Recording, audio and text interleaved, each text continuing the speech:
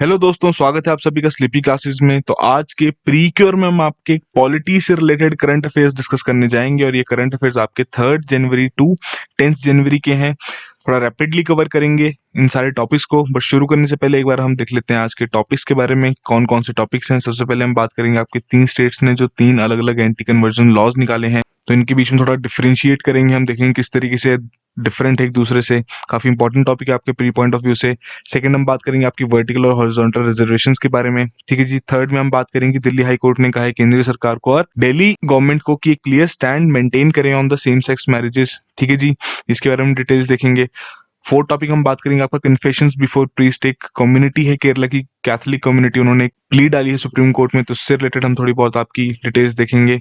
और last topic में हम बात करेंगे आपके इंस्टीट्यूशंस ऑफ एमिनेंस के जो कैंपसेस हैं आप अब आपके फॉरेन कंट्रीज में भी सेटअप किए जाएंगे। तो बेसिकली आपका ये आईआर का टॉपिक है, ठीक है जी। तो आज के 5 टॉपिक हैं हमारे करंट अफेयर्स से रिलेटेड। तो आइए शुरू करते हैं सबसे पहले टॉपिक के साथ। यहाँ बात हो रही है आपकी 3 स्टेट्स हैं, मध्य प्रदेश, उत्तर प्रदेश और हिमाचल प्रदेश। इन तीनों ने एक तरीके के आपके एंटी कन्वर्जन लॉज निकाले हैं। तो बेसिक सा पर्पस हमारा इस टॉपिक को डिस्कस करने का यही है कि हम तीनों लॉज के बारे में थोड़ी बहुत डिटेल्स देखेंगे, किस तरीके से ये एक दूसरे से डिफरेंट है हम वो देखेंगे, ठीक है जी। हालांकि जो कॉमन फीचर है तीनों ही लॉज का वो ये है कि जितनी भी आपकी इस तरीके की मैरिजेस हैं उन्हें नल एंड वॉइड डिक्लेयर करना और पेनलाइज करना for the conversion done without proper prior approval of the states. हालांकि जो आपका क्वांटम ऑफ पनिशमेंट है जो कि उसमें मेंशन्ड है वो किस थोड़ा थोड़ा डिफरेंट है एक दूसरे से। और आपको जो बर्डन ऑफ प्रूफ के बारे में हम इसमें बात करेंगे, तो बेसिक सी आपका एक हॉलिस्टिक तरीके से हम तीनों आपके लॉस को कवर करेंगे यहाँ पर, ठीक है जी। तो प्रायर नोटिस के बारे में बात करके एक नोटिस आपको देना है जब भी आपको इस तरीके की मैरिज करनी है जिसमें आपका धर्म चेंज किया जाएगा, तो उसमें आपको एक 60 डे का प्रायर डिक्लेरेशन सबमिट करनी है डिस्ट्रिक्ट मजिस्ट्रेट को, ठीक है जी। तो ये जो 60 डेज का जो टाइमलाइन है ये आपके एमपी और उत्तर प्रदेश के लिए है, बट हिमाचल प्रदेश के लिए जो टाइमलाइन रखी गई है ये आपकी 30 डेज की है, ठीक है जी। कि आपको जब भी इस तरीके का आपको कन्वर्जन करना है तो उससे 30 डेज प्रायर आपको एक डिक्लेरेशन सबमिट करनी है to the magistrate, district magistrate, ठीक है जी। उत्तर प्रदेश में एक और खास बात क्या है कि आपका 60 दिन का नोटिस तो जाना ही है, बट उसके बाद जो मजिस्ट्रेट होंगे उन्हें एक पुलिस इंक्वायरी भी कंडक्ट करनी है ताकि रियल इंटेंशन पता किया जा सके बिहाइंड द कन्वर्जन। फिर अगर हम बात करें कि कौन कौन इसमें इन्वेस्टिगेट कर सकते हैं, तो जो आपका सेक्शन 4 है एमपी लॉ का वो कहता है कि किसी प्रकार की कोई भी इन्वेस्टिगेशन नहीं की जाएगी किसी भी पुलिस ऑफिसर द्वारा अनटिल अनलेस एक रिटन कंप्लेंट ना फाइल की जाए बाय द पर्सन जिसकी कन्वर्जन हुई है या फिर उससे रिलेटेड जो भी उनके पेरेंट्स हैं या फिर सिबलिंग्स हैं। और जिस पर्सन की कन्वर्जन हुई है उसके जो गार्डियंस अगर कोई कंप्लेंट फाइल करते हैं तो वो सिर्फ आपके कोर्ट की परमिशन के बाद ही फाइल की जाएगी, ऐसा आपके एमपी वाले लॉ में मेंशन्ड है, ठीक है जी। साथ के साथ इसमें ये भी लिखा गया है कि कोई भी आपका police officer below the rank of sub inspector इन तरीके के केसेस को इन्वेस्टिगेट नहीं करेगा। हिमाचल के लॉ के बारे में बात करें, इस तरीके की जो भी प्रोसिक्यूशन है वो आपकी इनिशिएट नहीं की जाएगी without the prior sanction of an officer not below the rank of a sub divisional magistrate, ठीक है जी। तो यहाँ क्लियर हो गया आपको कि एसडीएम रैंक के ऑफिसर की पहले आपको परमिशन लेनी जरूरी है अगर इस तरीके की प्रोसिक्यूशन आपको शुरू करनी है हिमाचल लॉ के आधार पर। और यूपी लॉ के प्रोविजंस आपकी बिल्कुल सेम है जैसे कि मध्य प्रदेश के लॉ में रखे गए हैं फॉर फाइलिंग अ कंप्लेंट। तो ये आपके बेसिक से डिफरेंसेस हैं और किस सिमिलैरिटीज हैं related to who can investigate. तो बर्डन ऑफ प्रूफ के बारे में बात करें तो किसके ऊपर बर्डन है कि उन्हें प्रूफ देना है regarding that the conversion was done legally, ठीक है जी। तो इसमें एमपी लॉ के आधार पर जिस व्यक्ति का कन्वर्जन हुआ है उनके ऊपर एक बर्डन है of proving that the conversion was done without any coercion और इलीगैलिटी। और हिमाचल लॉ के आधार पर भी सिमिलर प्रोविजन है, ठीक है जी।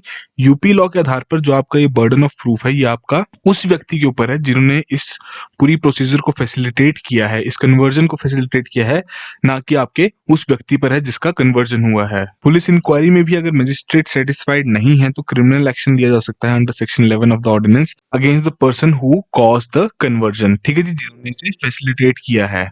फिर बात करते हैं मेंटेनेंस और इनहेरिटेंस के बारे में कि सपोज आपकी कोई marriage null and void declare कर दी गई है, बट उसके बाद सपोज कोई एक विमेन है और उनका बच्चा है, तो उनकी जो मेंटेनेंस और इनहेरिटेंस किस तरीके से आगे बढ़ेगी, तो उसके बारे में एमपी लॉ में आपके ये बताया गया है कि under section 9 the woman whose marriage has been declared null and void under this legislation and her children will have the right to maintenance. मतलब उन्हें मेंटेनेंस प्रोवाइड करना जरूरी है और ये जो दूसरी पार्टी होगी इसमें वो उन्हें प्रोवाइड करेगी। हालांकि जो लॉ है it does not provide a recourse for ensuring the marriage can be protected subsequently. ठीक है जी, बट इस तरीके का कोई भी प्रोविजन आपका यूपी और हिमाचल लॉ में इंक्लूडेड नहीं है। फिर जेल टर्म्स के बारे में बात करें आपके यूपी, एमपी और हिमाचल प्रदेश में, तो उत्तर प्रदेश, मध्य प्रदेश, हिमाचल प्रदेश, यहाँ आप टेबल में देखते हैं मास कन्वर्शन का हिमाचल प्रदेश में कुछ नहीं मेंशन्ड है, मध्य प्रदेश में 5 से 10 साल और उत्तर प्रदेश में 3 से 10 साल। ठीक है जी, conversion of a minor SC/ST के आधार पर उत्तर प्रदेश ने 2 से 10 साल की रखी है, मध्य प्रदेश ने कुछ नहीं मेंशन किया है, और इसमें आपकी जो हिमाचल प्रदेश उन्होंने 2 से 7 साल की सजा रखी है। किसी और कन्वर्जन के लिए तीनों में आपका सेम है। और साथ साथ जो आपका मध्य प्रदेश का बिल है वो प्रिस्क्राइब करता है 3 से 10 साल की सजा फॉर यूजिंग मिसरिप्रेजेंटेशन और इम्पर्सोनेशन फॉर रिलीजियस कन्वर्जन। तो ये आपकी बेसिक सी डिटेल्स थी इन लॉ से रिलेटेड, किस तरीके से लॉज आपके अलग अलग स्टेट्स में डिफरेंट है और किस तरीके से वो उनके प्रोविजन सेम भी हैं। ठीक है जी, तो प्रीलिम्स पॉइंट ऑफ व्यू से काफी इंपॉर्टेंट टॉपिक है आपके लिए, जरूर इसको अपने नोट्स में कंपाइल कीजिए। तो आइए सेकंड टॉपिक देखते हैं। तो यहाँ बात हो रही है आपकी वर्टिकल और हॉरिजॉन्टल रिजर्वेशंस के बारे में। तो recently supreme court has clarified the position of law on the interplay of vertical and horizontal reservations. तो पहले थोड़ा डिस्कस कर लेते हैं कि आपकी वर्टिकल और हॉरिजॉन्टल रिजर्वेशंस क्या क्या हैं। तो जो आपकी शेड्यूल कास्ट, शेड्यूल ट्राइब्स या फिर जो बाकी बैकवर्ड क्लासेस हैं उनसे रिलेटेड जो आपकी रिजर्वेशन है वो आपकी वर्टिकल रिजर्वेशन कहा जाता है उसे। ठीक है जी, सो ये आपकी अप्लाई करती है separately for each of the group specified under the law, कि आपकी अलग अलग कैटेगरी के हिसाब से रखा गया होता है कि आपके SC के लिए इतनी रिजर्वेशन है, ST के लिए इतनी है, OBCs के लिए इतना % रिजर्व रखा गया है। ठीक है जी, फिर आती है बात आपकी हॉरिजॉन्टल रिजर्वेशन की। तो बेसिकली ये आपकी रिजर्वेशन प्रोवाइड की जाती है to the equal opportunity provided to the other categories of the beneficiaries, जैसे कि आपकी women, veterans, transgender community, individuals with disabilities, ये सब आपकी हॉरिजॉन्टल रिजर्वेशन में आती है। तो अब अगर बात की जाए कि आपकी जो 2 कैटेगरी है कोटास की, इन्हें कैसे अप्लाई किया जाता है एक साथ, तो जो बेसिकली आपका हॉरिजॉन्टल कोटा है वो अप्लाई किया जाता है separately to each vertical category and not across the board. अर्थात कि सपोज आपकी विमेन की रिजर्वेशन है 50% हॉरिजॉन्टल कोटा के आधार पर। ठीक है जी, तो जो आपकी सिलेक्शन की जाएगी सिलेक्टेड कैंडिडेट्स की, तो उसमें आपकी जो हाफ सीट्स हैं वो विमेन के लिए ही रिजर्व की जाएगी। तो आपके हर एक कोटा में की जाएगी, वो आपके SC कैंडिडेट्स होंगे उसमें भी हाफ सीट्स आपके विमेन के लिए होगी, फिर आपकी अनरिजर्व्ड में भी हाफ सीट्स विमेन के लिए होगी, OBCs में भी आपकी हाफ सीट्स विमेन के लिए होगी। तो इसी तरीके से ये काम करेगा। ठीक है जी, इसमें कोर्ट का ये कहना है कि अगर कोई व्यक्ति है जो कि आपके बिलोंग करते हैं from the intersection of vertical and horizontal reserve category, और उन्होंने बहुत अच्छा स्कोर किया है कि उन्हें जरूरत ही नहीं है अपनी वर्टिकल रिजर्वेशन की, तो वहां पर उन्हें काउंट किया जाएगा जनरल कैटेगरी में, अनरिजर्व कैटेगरी में, बट उन्हें एक्सक्लूजन नहीं मिलेगा from the horizontal quota in the general category. ठीक है जी, तो ऐसे पहले भी काफी बार क्वेश्चंस उठाए गए हैं कोर्ट में, तब भी आपके सुप्रीम कोर्ट ने यही कहा है कि यदि कोई आपका SC कैटेगरी का कैंडिडेट है जिसने काफी अच्छा स्कोर किया है कि वो जनरल कैटेगरी को भी क्वालिफाई करते हैं, तो उन्हें काउंट किया जाएगा जनरल कैटेगरी में इंस्टेड ऑफ SC कोटा। इसमें सरकार का क्या आर्गुमेंट था? सरकार चाहती थी इसे रिस्ट्रिक्ट करना और कंटेन करना रिजर्व कैटेगरी कैंडिडेट्स को उन्हीं की ही कैटेगरीज में, कि आपके जैसे अगर सपोज 100 सीट्स हैं उसमें से अगर 30% एक कैटेगरी को बिलोंग करती हैं, तो आपके जितने भी वो जो 100 कैंडिडेट्स होंगे उसमें से जो 30%, सपोज ये आपकी ST कैटेगरी है, ठीक है जी, तो आपके इसमें से 100 में से जो 30 कैंडिडेट्स होंगे वही आपके सिलेक्ट किए जाएंगे ST कैटेगरी से, उससे ज्यादा नहीं हो सकते हैं। ठीक है जी, मतलब जो हमने बात की कि आपका वर्टिकल कोटा को वो स्किप कर सकते हैं अगर उनका अच्छा स्कोर है, तो सरकार का ये आर्गुमेंट है कि वो स्किप ना करें, वो उन्हें उसी कोटा में रखें। ठीक है जी, तो कोर्ट ने किस तरीके से रीजन किया है इसके ऊपर, तो उन्होंने काफी आपके हाइपोथेटिकल सिनेरियोस को एग्जामिन किया है और ये कहा है कि अगर दोनों वर्टिकल और हॉरिजॉन्टल कोटास को एक साथ अप्लाई किया जाता है, तो उसमें जो आपके हाई स्कोरिंग कैंडिडेट्स हैं अगर वो क्वालिफाई करते हैं without one of the 2 reservations, but उन्हें फिर भी उसी रिजर्वेशन वर्टिकल रिजर्वेशन में रखा जाता है, तो जितने भी आपके बाकी कैंडिडेट्स का जिनका सिलेक्शन होगा उनका काफी कम स्कोर के हिसाब से सिलेक्शन होगा। बट अगर आपका जो हाई स्कोरिंग कैंडिडेट है उन्हें अलाउ किया जाता है कि वो कैटेगरी ड्रॉप कर सकते हैं, तो उन्होंने पाया कि जो ओवरऑल सिलेक्शन होगी वो रिफ्लेक्ट करेगी मोर हाई स्कोरिंग कैंडिडेट्स। तो बेसिक सा रीजन दिया था कोर्ट ने अपनी जजमेंट के पीछे। तो एक इसमें आपके लिए एक्स्ट्रा टॉपिक है मंडल कमीशन का, काफी इंपॉर्टेंट है, इसके बारे में हम बात कर लेते हैं। तो आर्टिकल जो 340 है हमारे कॉन्स्टिट्यूशन का, उसके आधार पर प्रेसिडेंट के पास ये पावर है कि वो अपॉइंट कर सकते हैं एक बैकवर्ड क्लास कमीशन। तो उन्होंने अपॉइंट किया था इस तरीके का commission in December 1978 under the chairmanship of BP मंडल, जिसे वो मंडल कमीशन के नाम से हम जानते हैं।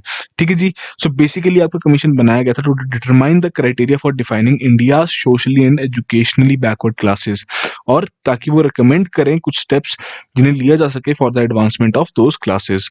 ठीक है जी। तो मंडल कमीशन ने कंक्लूड किया था कि जो इंडिया की पॉपुलेशन है कंसिस्ट्स ऑफ अप्रोक्सीमेटली 52% ओबीसीज, तो इसीलिए जो 27% गवर्नमेंट जॉब्स हैं वो आपकी उन्हीं के लिए रिजर्व होनी चाहिए। इस कमीशन ने डेवलप किए थे आपके 11 indicators of social, educational and economic backwardness, और इसमें apart from identifying backward classes among Hindus, सिर्फ हिंदूज तक ही नहीं इन्होंने सीमित रखा कि बैकवर्ड क्लासेस को वहां आइडेंटिफाई करना है, बट इस कमीशन ने आपकी बाकी बैकवर्ड क्लासेस को भी आइडेंटिफाई किया, जैसे कि आपकी मुस्लिम्स में, सिख्स में, क्रिश्चियंस में, बुद्धिस्ट में, और उन्होंने एक जनरेट किया एक all over India backward classes OBC की list of 3,743 caste and more underprivileged, जिन्हें वो डिप्रेस्ड बैकवर्ड क्लासेस कहते हैं, जिसमें आपके 2,108 कास्ट थे। ठीक है जी। तो ये बेसिक सी डिटेल्स थी मंडल कमीशन से रिलेटेड। यहाँ पर आपको कुछ कुछ फैक्ट्स दिए गए हैं जो कि काफी इंपॉर्टेंट है और आपसे प्रीलिम्स में स्टेटमेंट के तौर पे भी पूछे जा सकते हैं, या स्ट्रेट फॉरवर्ड आपसे क्वेश्चन यहाँ पर पूछा जा सकता है।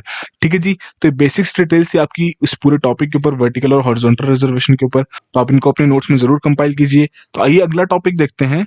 तो यहाँ बात हो रही है कि दिल्ली हाई कोर्ट ने कहा है कि केंद्र सरकार और दिल्ली गवर्नमेंट को एक लास्ट चांस दिया है कि एक फाइल करें response to the petition seeking recognition and registration of same sex marriages under the Hindu marriage act, special marriage act and the foreign marriage act. ठीक है जी। तो रिसेंटली एक पीआई फाइल की गई जिसमें recognition of same sex marriages under the Hindu marriage act को seek किया जा रहा है। इसमें कोर्ट ने लास्ट ईयर ऑब्जर्व किया था that the statute is gender neutral, और सेंटर को इंटरप्रेट करना चाहिए लॉ को in the favour of citizens of India. तो इसमें जो हमारी दिल्ली हाई कोर्ट है उन्होंने एक लास्ट अपॉर्चुनिटी ग्रांट की है दोनों ही केंद्र सरकार और दिल्ली गवर्नमेंट को कि वो रिस्पॉन्ड करें टू द 3 सेपरेट प्लीज। इन 3 पिटीशन में से जो पहली पिटीशन है वो आपकी फाइल की गई है on the basis that marriages between the same sex couples are not possible, despite जो हमारी सुप्रीम कोर्ट है उन्होंने डिक्रिमिनलाइज कर दिया था कंसेंशुअल होमोसेक्सुअल एक्ट्स को, and they sought a declaration to recognise same sex marriages under Hindu marriage act and the special marriage act. और बाकी की जो 2 आपकी प्लीज हैं उसमें से एक आपकी 2 महिलाओं द्वारा फाइल की गई है जिसमें वो चाहते हैं कि उन्हें एक प्रोविजन मिले to get married under special marriage act, और जो थर्ड है this has been filed by 2 men who got married in the US but were denied registration of their marriage under the foreign marriage act। ठीक है जी। So basic सा मुद्दा इन petitions का यही है कि जो होमोसेक्सुअलिटी को डिक्रिमिनलाइज कर दिया गया है सुप्रीम कोर्ट द्वारा, तो आपकी जो सेम सेक्स मैरिजेस हैं उन्हें भी अलाउ करना चाहिए under the Hindu marriage act provisions, या फिर जो आपके बाकी मैरिज एक्ट के प्रोविजंस हैं, जैसे कि आपका स्पेशल मैरिज एक्ट हो गया और फॉरेन मैरिज एक्ट हो गया। हालांकि जो वर्डिंग है आपकी इन मैरिज एक्ट्स की, जो हिंदू मैरिज एक्ट की जो वर्डिंग है उसमें कहीं पे भी हेट्रोसेक्सुअल या फिर होमोसेक्सुअल मैरिजेस के बारे में अलग से डिस्टिंग्विश नहीं किया गया है। अगर उसकी वर्डिंग देखी जाए ये काफी क्लियरली स्टेट करता है that the marriage can indeed be solemnized between any 2 Hindus. ठीक है जी। तो वहां जेंडर की बात नहीं की गई है, बट स्टिल ऐसी जो मैरिजेस हैं आपकी वो रजिस्टर नहीं की जा रही हैं। तो बेसिकली ये जो होमोसेक्सुअल कपल्स का राइट है कि उन्हें अपनी मैरिजेस को रजिस्टर करवाना है, और जो इन्हें नहीं मिल रहा है राइट, तो it is against the mandate of various international convention that India is a signatory to. तो इसमें केंद्र सरकार ने पहले भी कहा है हाई कोर्ट को कि जो आपकी इस तरीके की मैरिजेस हैं, जो सेम सेक्स मैरिजेस हैं, it is not permissible at it was not recognised by our laws, legal system, society and our values. ठीक है जी। बट इसमें जो पिटीशन फाइल की गई है तो बेसिक सा मुद्दा यही है कि जितने भी आपके एलजीबीटी पर्संस हैं वो भी सेम आपके राइट्स और कह सकते हैं प्रोविजंस एंजॉय करें जैसे कि बाकी जनता करती है, और ये राइट्स उन्हें प्रोवाइड करना ना ही रेडिकल है ना ही कॉम्प्लिकेटेड है, और ये रेस्ट करता है आपके 2 फंडामेंटल प्रिंसिपल्स पे जो कि आपके इंटरनेशनल ह्यूमन राइट्स लॉ में मेंशन है। वो है आपकी इक्वालिटी और नॉन डिस्क्रिमिनेशन। ठीक है जी। तो वो चाहते हैं कि जो आपका सेक्शन 5 है हिंदू मैरिज एक्ट का, जो कि डिस्टिंग्विश नहीं करता है होमोसेक्सुअल और हेटेरोसेक्सुअल कपल्स के बीच में, उन्हें राइट मिलना चाहिए कि सेम सेक्स कपल्स अपनी मैरिज को वहां रजिस्टर कर सके अंडर दिस एक्ट। अगर उनकी रजिस्ट्रेशन नहीं होगी तो these petitioners are strangers in law, क्योंकि जो हमारा आर्टिकल 21 है कॉन्स्टिट्यूशन का वो भी प्रोटेक्ट करता है right to marry a person of one's choice, और ये राइट आपका एप्लीकेबल है with full force to same sex couples. और इस नॉन रिकॉग्निशन की वजह से जो उनकी मैरिज को एक रिकॉग्निशन नहीं मिल रही है बाय द इंडियन लॉज, उसकी वजह से These couples are not able to travel as a married couple to India and spend time with their families during this COVID-19 pandemic.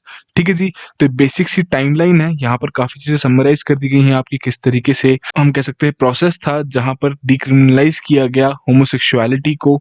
तो एक पूरा यहाँ पे आपके सामने टाइमलाइन है, आप जरूर इसको अच्छे से देखिए। ठीक है जी, तो आइए अगला टॉपिक देखते हैं।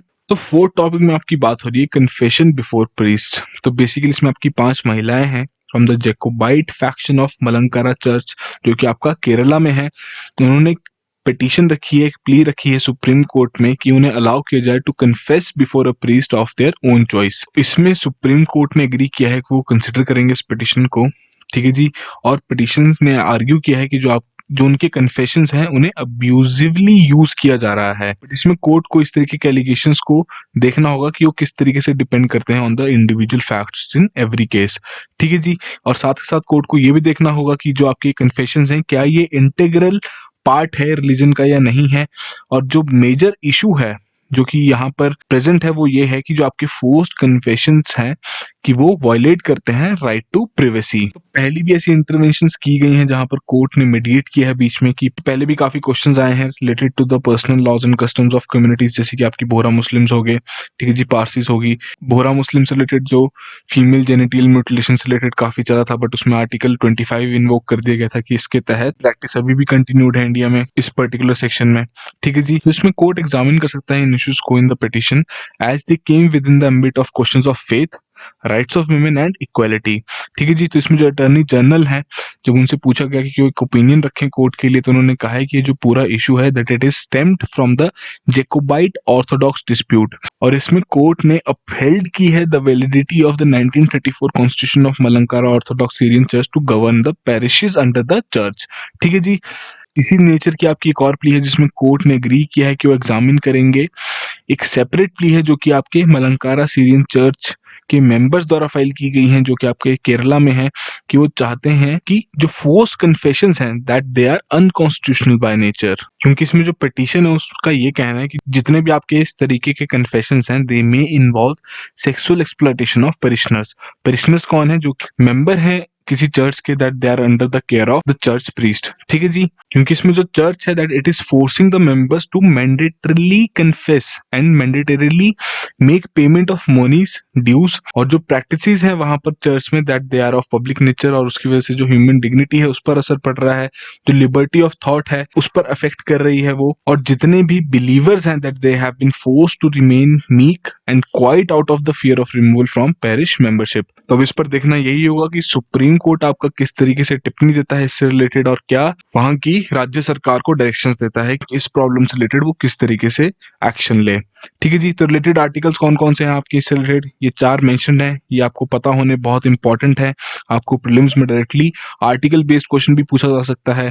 ठीक है जी, तो आइए आज का लास्ट टॉपिक देखते हैं, ये आपका आईआर से रिलेटेड टॉपिक है। तो यहाँ बात करेंगे हम जो हमारी इंडियन यूनिवर्सिटीज और कॉलेजेस हैं जिन पर इंस्टीट्यूशंस ऑफ एमिनेंस का एक टैग लगा है, जिसमें आपके काफी आईआईटीज भी आते हैं। अब उन्हें परमिशन दी गई है कि वो अपने कैंपसेस का सेटअप कर सकते हैं in foreign countries as well with the university grant commission, जो कि हमारा यूजीसी है वो फ्रेश गाइडलाइंस इशू करेगा इससे रिलेटेड। ठीक है जी, तो इसमें जो हमारी एजुकेशन मिनिस्ट्री उन्होंने लॉन्च की थी आपकी इंस्टीट्यूशंस ऑफ एमिनेंस की स्कीम 2018 में, जिसके आधार पर आपके 20 इंस्टीट्यूशंस को सिलेक्ट किया गया था, जिसमें से 10 आपके पब्लिक थे, 10 आपके प्राइवेट थे, that would enjoy complete academic and administrative autonomy.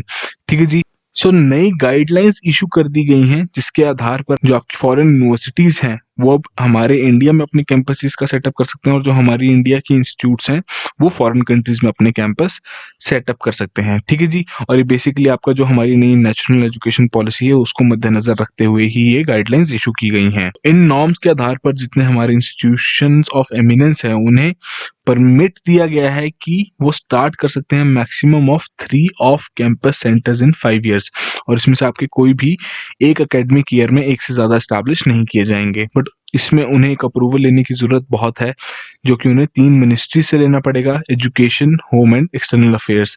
ठीक है जी, इसमें जो भी इंस्टीट्यूशन होगा जो कि विलिंग है कि उन्हें एक ऑफ कैंपस सेंटर एस्टैब्लिश करना है, उन्हें एक एप्लीकेशन सबमिट करना होगा to the ministry of education, जिसमें उन्हें 10 ईयर स्ट्रेटेजिक विजन प्लान और उनका 5 year rolling implementation plan mention करना होगा, जिसमें इंक्लूड होंगे उनके plans for academics, faculty recruitment, student admissions, research, infrastructure development, finance and administration, ये सभी चीजें उसमें इंक्लूड होंगी। और इन इंस्टीट्यूशंस को परमिशन मिलेगी कि वो स्टार्ट कर सकते हैं एक off campus centre in an interim campus. उसमें कंडीशन रखी जाएगी कि जो उनका परमानेंट कैंपस होगा वो रेडी कर दिया जाएगा with in a reasonable time period, जो कि आपका 5 साल से ज्यादा नहीं होना चाहिए। मतलब जो इसमें आपका इंटरम कैंपस है वो बेसिकली किसी और कॉलेज में वो अपनी क्लासेस शुरू कर सकते हैं, ताकि जब तक उनका अपना कैंपस रेडी नहीं हो जाता। और ये जो पूरी प्रोसेस है, ये पहले उन्हें एक अप्रूवल मिलेगा एजुकेशन मिनिस्ट्री से, फिर उन्हें एक नो ऑब्जेक्शन सर्टिफिकेट मिलेगा from both ministry of external affairs and ministry of home affairs से। और उन्हें इस बात का ध्यान रखना होगा कि जितने भी उनके नॉर्म्स और स्टैंडर्ड्स हैं जो कि उनके ऑफ शोर कैंपस में है, वो सेम होने चाहिए जैसे कि उनके मेन कैंपस में फॉलो किए जाते हैं फॉर द सिमिलर कोर्सेज। जैसे कि आपका एडमिशन क्राइटेरिया होगा, करिकुलम, एग्जाम, इवेल्युएशन सिस्टम, ये सभी चीजें सेम होनी चाहिए। सबसे पहले लॉट में जो आपका इंडियन इंस्टीट्यूट ऑफ दिल्ली है, IIT Bombay and Bengaluru based जो हमारा इंडियन इंस्टीट्यूट ऑफ साइंस है, स्टेटस का टैग लगा दिया गया था उनके ऊपर आईओई का, ठीक है जी। और फिर आपका जो Manipal academy for higher education है और जो बिट्स पिलानी है, उन्हें प्राइवेट सेक्टर में से टैग प्रोवाइड किया गया था। फिर जो आपकी जियो इंस्टीट्यूट है बाय द रिलायंस फाउंडेशन, उसे भी ये टैग दिया गया था इन द ग्रीनफील्ड कैटेगरी, ठीक है जी। 2019 में आपके 5 पब्लिक इंस्टीट्यूशंस थे, जिसमें आपकी Delhi university, Banaras Hindu university, university of Hyderabad, IIT Madras and IIT Kharagpur, इन्हें ये स्टेटस ग्रांट किया गया था। इसके अलावा आपकी 5 और प्राइवेट यूनिवर्सिटीज हैं जिन्हें आपका आईओई का स्टेटस मिला था।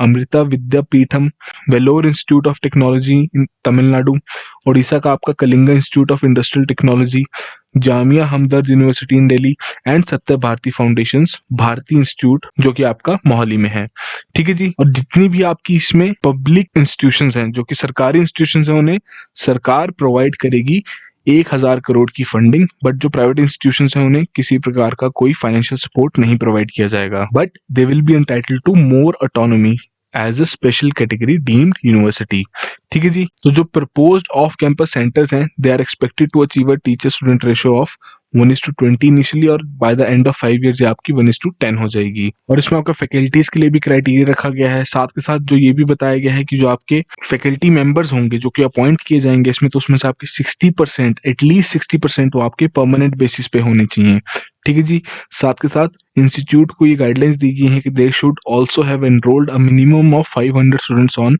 It's rolls under the regular classroom mode and 1/3 in post graduation या फिर रिसर्च स्टूडेंट्स में, ठीक है जी।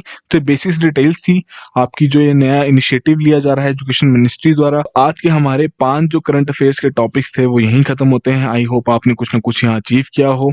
तो इसी तरीके से रेगुलरली करंट अफेयर्स फॉलो करते रहिए, और जो हमारे शाम के 5 क्वेश्चन आते हैं प्री बेस्ड, उन्हें भी रेगुलरली अटेम्प्ट करते रहिए। हार्डली ही आपका वो 10 to 15 मिनट्स का लेक्चर होता है, तो जितनी आप प्रैक्टिस करेंगे उतना ही आपके लिए बेनिफिशियल होगा प्रीलिम्स एग्जामिनेशन में, ठीक है जी। So that will be all the very best.